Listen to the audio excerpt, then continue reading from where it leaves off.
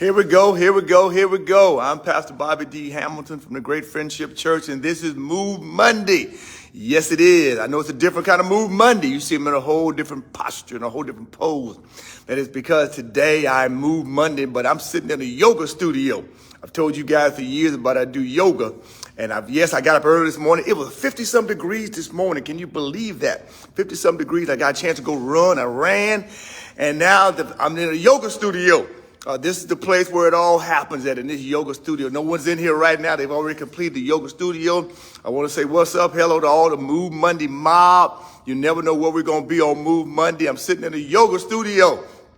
Some of you know exactly what that is like. You know about your down dogs and your chaturangas, and you understand all that. About your crows and your pigeon poses, you understand all that. I don't do all that. I don't do all that. I don't do all that. My mind meditate on the Lord. Now that other stuff. But I'm going to encourage you today. No matter what age you are, the one thing you need to always do to make sure that you continue to maintain your flexibility. And one thing about yoga that allows you to maintain your flexibility. If you do nothing else, if you never step into a yoga studio, make sure that you're someone that always works on your flexibility, no matter what age you are, because the more you start to get a little longer in the tooth, the more you start having problems, not only with your circulation, but also problem with your flexibility. You've got to remain flexible. I'm talking to some young man, some older woman, younger woman. Maintain your flexibility. I'm sitting on the floor right now. I'm sitting on the floor in a yoga studio. Can you believe that? I ran. I'm getting ready for this race, and I'm ready for the race, really. The race just hadn't got here. The race not ready for me. But I'm in a yoga studio, and so I'm sitting here today. I'm just doing my stretching. I'm trying to get my calf, trying to get my hamstring, trying to get my quads, trying to just make sure that everything is nice and tight. Doing my down dog, make sure that I'm strong and I got strong flexibility that I can move. And I want to encourage you today. It's Move Monday, and you're part of the Move Monday mob. It's just what we do. We find a way to move. And I give a big old shout out. I saw some cyclists. I've been seeing a lot of cyclists lately. And you cyclists say, I never say anything about the cyclists because I'm not a cyclist myself, but I see what you're doing. And I applaud the cyclists with all the gear you have on, with all the courage that it takes to be a cyclist the way that you are. I just applaud you oh so much for all that you do. Continue to do what you do. I mean, you're riding on those rough terrains. You're riding with those motorists who sometimes are so disrespectful. You're riding, and I just thank you. I mean, I was talking to one guy, asking him how many miles he's going to ride. We're going to ride 80 miles on a Saturday. Unbelievable. But I just applaud you. So that constitutes a Move Monday. So this is what it's about. This is just what we do. So for all you that's been watching for so long, let me hear from you. Let me hear what your move of choice is today. Because every Monday you watch me, every Monday you contact me, every Monday you send me messages, even on Sunday mornings, I hear messages from you. And so I want to encourage you today to move. And while you're moving, stretch. Make it your ambition to take some time today. You don't have to come to no sophisticated yoga studio to stretch. You can just stretch right where you are, right there in your cubicle, right there on your job, right there on break. You can just stretch. I want to encourage you to stretch. Find a way to do some calisthenics. Are you able to touch your toes? Are you able to see your toes? Whatever you got to do, just make it your ambition. Your arm, your triceps, your biceps, your arms, just stretch. It's Move Monday, just what we do. By the grace of God, we still have our temples. We want to be good stewards over our temples. And while you're stretching, stretch your way over to a Friendship website. Stretch your way over to YouTube. I'm in this sermon series at the Friendship Church, and it's entitled Shattered Dreams, about how do we make it? How do we still trust God when things don't turn out like we thought? You know, yesterday we did with Ruth chapter 2. I'm in the book of Ruth.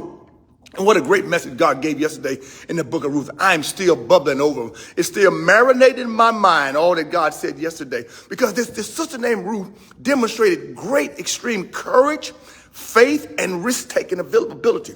Because she went out to glean. She refused to sit in the house and just sit there and wallow and stew in all her losses. She went out to glean. And she went in a very dangerous place for a woman, a place that was foreign to her.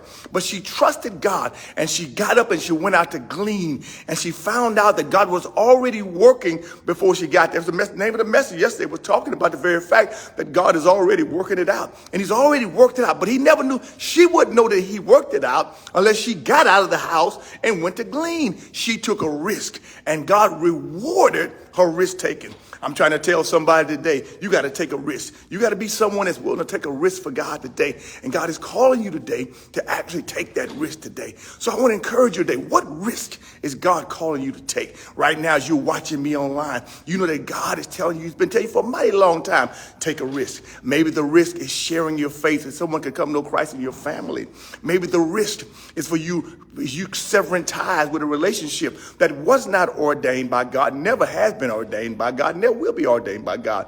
Or maybe the risk is starting your own venture, your own business. God's asked you to take a risk. Or maybe the risk is for you rising up and starting the business that he called you to start. What is the risk that God's calling you to take? And you've been sitting around and watching other people get blessed, watching other people walk in the favor of God, and you just sit there and you never experience yourself because you'll never get to see the invisible God move in a visible way until you're willing to take a risk of faith. Let me say that again. You'll never see the invisible God move in a visible way unless you're willing to take the very step, the risk of faith. And you're not willing to take a risk. She took a risk of faith. And would you believe that God had already gone before her, already prepared the barley harvest and the wheat harvest, prepared everything that she and Naomi would need to live on. Go pull it down. Go look at it on our website, Friendship website. Go pull it down on YouTube. I'm going to deep dive some more into it on Wednesday night. We're going to chop that up and deal, because there's so much in that text about dealing with her, about dealing with Naomi, about dealing with the laborious work of trying to get the grains and gleaning from a field, the hard, difficult labor, and yet God was already prepared the field for her, prepared her for the field. What a mighty God we serve. I want to encourage you today to get to the field and to glean what God has told you to glean, to do what God has told you to do. It requires a risk. It requires you to rise up. Like I got to rise up and try to get this down dog in, but you got to rise up. I pray God will bless you. God will keep you today. It's on Move Monday. But today I want you to tell somebody, tell everybody, tell anybody that God is already working it out. Before you ever started, in the sovereignty of God and the providential care of God, God already knew the end from the very beginning. He's worked it out. But you got to rise up and get out and take the step of faith to get to it. So get up today. Get up and be like Ruth. Get up. Ruth said, I won't just sit here. I won't just wallow in this bed. I won't stay here with these blinds closed. I won't sit and think about what I lost. I got something to gain. And she got up and she moved. Oh, go tell somebody today. I'll see you Wednesday night at the Friendship Church, a place to begin again. What a mighty God we